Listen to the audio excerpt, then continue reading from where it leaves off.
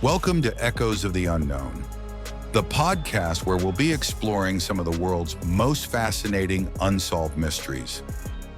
I'm Jack Montgomery, and today we're revisiting the haunting murder of Arpana Jinaga, a young woman whose life was brutally taken in her own apartment in Redmond, Washington, on Halloween night in 2008.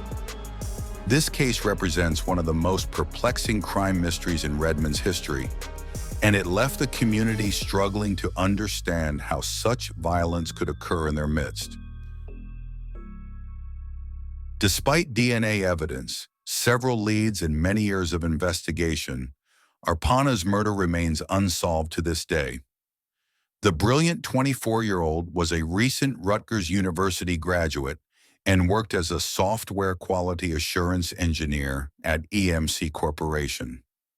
She embodied the American dream as an Indian immigrant who had built an impressive life for herself in the United States. Beyond her professional achievements, Arpana was a multifaceted individual.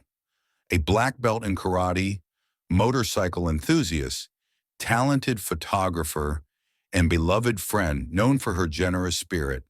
Her infectious enthusiasm for life and willingness to help others made her a cherished member of her community.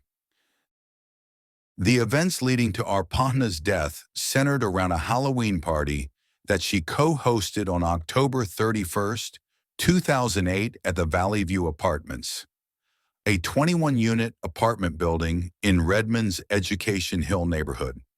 She joined her neighbors, as well as dozens of their friends and family, around 8 p.m. as everyone passed through several of the apartments, including Arpana's, or hung out at food and snack tables set up outside the units. Photos of Arpana taken during the festivities that evening show her dressed in a Little Red Riding Hood Halloween costume and often carrying a glass of red wine, as she posed and appeared to be having a good time with the other partygoers. She headed to bed around 3 or 4 a.m. as the party was winding down. Arpana's next-door neighbor told police that he heard a sound like muffled moaning coming from across the shared wall between their units that night, which he attributed either to vomiting or consensual sexual activity. But when he heard water running through the pipes inside the wall around 8 a.m., the morning after the party, he took that to be a sign that she was okay. 2 days later, on November 3rd, Arpana failed to show up for work. Her father was worried because his daughter had missed several daily calls she always made to loved ones back in India, and he asked a family friend if he could check in on her. The friend headed to the apartment, where he bumped into one of her neighbors, Cameron Johnson, a young man in his 20s. The pair discovered the lock on her door was broken and the jamb was damaged. When they knocked on the door, it swung right open. They entered the unit to investigate and found Arpana's naked body covered with a sheet, lying on the floor at the foot of her bed. A medical examiner later determined that she had been killed between 3 a.m. and 8 a.m. on November 1st as a result of asphyxia due to ligature strangulation. She also had blunt force trauma injuries to her battered body and had been sexually assaulted. Arpana's killer, or killers, went to great lengths to cover their tracks. The crime scene showed signs of methodical planning, and the careful attention to destroying any possible evidence suggested someone with at least a basic knowledge of forensic investigation techniques. Whoever killed her used chemical substances ranging from bleach to motor oil to contaminate the apartment. The killer also doused Arpana's body with motor oil and scrubbed her fingernails with toilet bowl cleaner. Several key pieces of evidence, including her camera and cell phone, were missing and were never recovered. As Redmond Police Detective Brian Coates, who led the investigation, later recalled, it was a scene where the suspect or suspects spent a considerable amount of time covering the evidence of crime. Cameron Johnson, the neighbor who discovered her body, became a person of interest early in the investigation. His behavior raised suspicions for several reasons. First of all, Johnson's phone records show that he made 2 phone calls to Arpana around 3 a.m. the night of the murder, which fell within the time range when an autopsy determined she was killed. He told investigators that he couldn't remember making those calls. Johnson's DNA was later found on a bottle of motor oil, which was discovered in a dumpster inside a bag containing a red robe. Investigators believe the robe was part of Arpana's Little Red Riding Hood costume. And perhaps most suspicious of all, according to a police interview, at 10 a.m. the morning that Arpana was killed, Johnson drove 2 hours to the Canadian border and tried unsuccessfully to blow through the gates without a passport, telling detectives he wanted to explore. At the end of the interview, when investigators had started putting pressure on him, Johnson asked them to turn off the recording, and he discussed something that can't be found in the official police record. When asked what Johnson said in a pretrial interview, Detective Coates simply said, "I don't recall." Despite all the apparent evidence against him, investigators let him leave the police station. Incredibly, they let him take his BlackBerry, which, according to police records, he subsequently scrubbed. For reasons unknown to this day, Johnson was never charged in connection with Arpana's death. In fact, prosecutors went on to grant Johnson limited immunity during the investigation for several interviews, ensuring that nothing he said in those sessions could be used against him in court. Despite this protection, Johnson did not provide any information implicating himself or anyone else in Arpana's death. Another key suspect in the case was Emmanuel Fair, a 29-year-old black man. He was the guest of a resident at the apartment complex and had attended the Halloween party. When Coates ran a background check on him, he found that Fair had a prior, extensive criminal record, albeit mostly juvenile offenses, like drug possession, second-degree robbery, and possession of an unlicensed firearm. But the charge that surely stood out to him was from 2004. Fair had pleaded guilty to 2 counts of third-degree rape of a child. This was part of a plea agreement that resulted in a reduced charge after the 15-year-old victim declined to testify. He spent just under 3 years in prison for this conviction.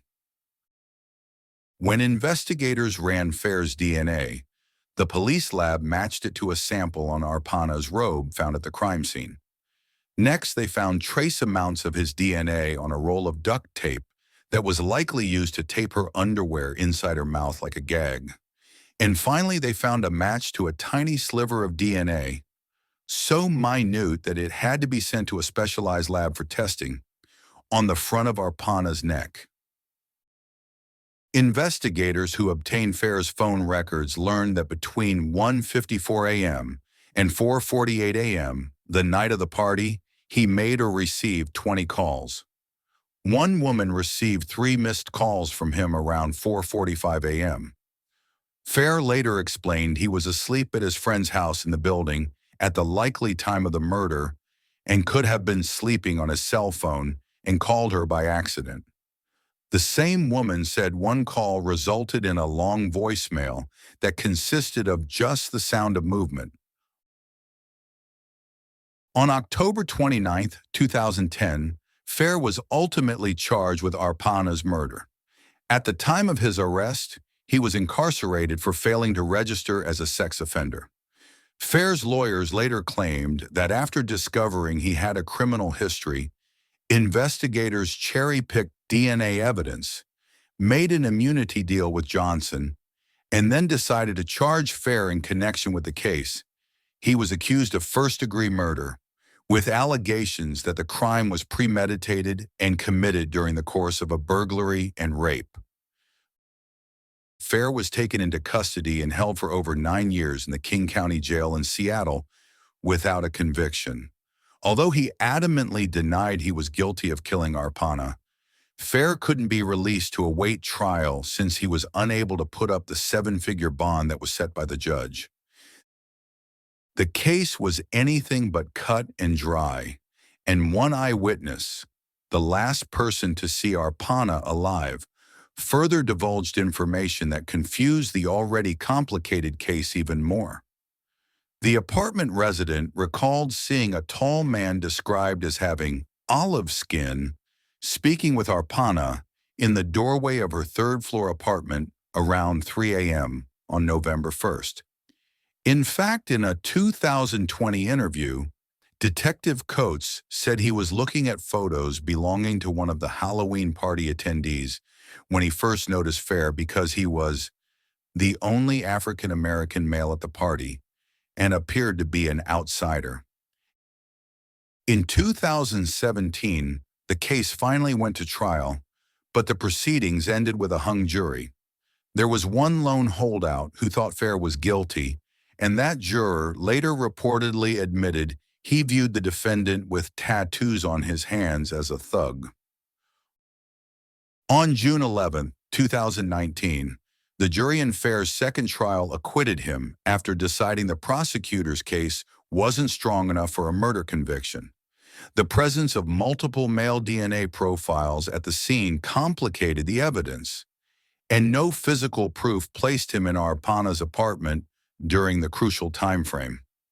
Jurors said one of the many reasons they reached the not guilty verdict was because much of the evidence against Fair came from a dumpster that was initially not secured and then not emptied of its contents until 2 days after the slaying. That created the possibility that evidence could have been contaminated. Jurors also questioned why police never fully pursued the possibility that Cameron Johnson, the neighbor who was granted immunity, could have killed Arpana. On December 29, 2021, Fair filed a civil rights lawsuit against multiple defendants, including King County, the city of Redmond, the Redmond Police Department, and others, alleging wrongful imprisonment and racial discrimination. He's seeking $22 million in damages. According to a Rolling Stone article published in April 2022, the lawsuit contends detectives working the case ignored evidence that did not align with their predetermined theory of the case, including evidence pointing to at least 6 other suspects who could be possible culprits. His lawyers also assert that there was a huge divide between how the police treated Fair compared to how they treated suspects who were white, to the point that the treatment can only be viewed as racial discrimination. Furthermore, the lawsuit points out numerous errors that detectives made, including not changing gloves while collecting DNA and breaching protocol when it came to securing the crime scene. It also cites investigative misconduct, including their failure to secure key evidence, and the fact that they consulted well-known psychic medium Alison Dubois, who inspired the television series Medium. Although a federal judge dismissed several claims in Fair's lawsuit in April 2023, he allowed significant portions to proceed, including claims against Detective Coates, now a police captain, and Senior Deputy Prosecutor Jeff Baird. Notably, Johnson wasn't the only non-black suspect in the investigation who appears to have been treated wildly differently than Fair. In a 2020 interview, one of the prosecutors said that they zeroed in on Fair because his DNA was found on objects that were specifically related to the murder, not the cleanup. But according to the Rolling Stone article, Fair's lawsuit claims DNA of another female Valley View resident was found on the shoelace believed to have strangled Arpana. That woman had been part of a local motorcycle group that Arpana belonged to. Police records show that 2 members of the group had a history of sexual crimes, and one had been sexually harassing Arpana. Police also found DNA from a third biker, Aaron Gertler, in semen on a towel near Arpana's body and mixed with her blood on a sheet covering her body. Notably, Gertler had not been to her apartment in several weeks, and she was known to keep her apartment extremely tidy. Another resident at the apartment complex committed suicide just days after Arpana's death, and his DNA was never compared to the crime scene. The case highlights significant issues within the criminal justice system. The prosecution of Emmanuel Fair raises concerns about potential bias based on his long criminal history, as well as possible racial bias. Additionally, the case demonstrates the limitations of DNA evidence. While powerful, genetic material alone cannot tell the complete story without supporting context and timeline.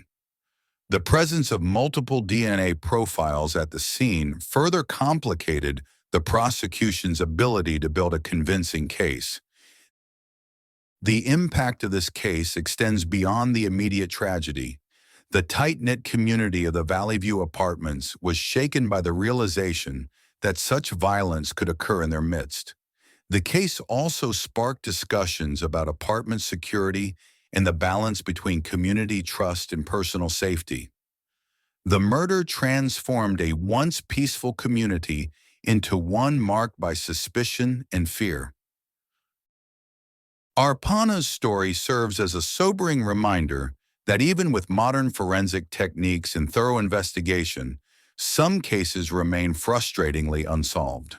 Her family continues to seek closure, while investigators grapple with a case that has produced more questions than answers. The mixture of physical evidence, witness accounts, and suspicious circumstances has created a complex web that has yet to be fully untangled. This case remains open, with investigators hoping that advancing technology or new information might finally provide the breakthrough needed to achieve justice for Arpana. Her brutal murder represents not just a tragic loss of life, but also highlights the ongoing challenge faced by law enforcement when dealing with carefully planned crimes where evidence has been deliberately contaminated or destroyed. The dedication to solving this case continues, driven by the hope that someone will come forward with the crucial piece of information needed to finally bring closure to this haunting mystery. Thank you for listening to today's episode of Echoes of the Unknown. If you found this story compelling, please don't forget to subscribe, leave a review, and share with fellow mystery lovers. Until next time, stay safe, stay curious, and remember, some mysteries only remain unsolved until the right person speaks up.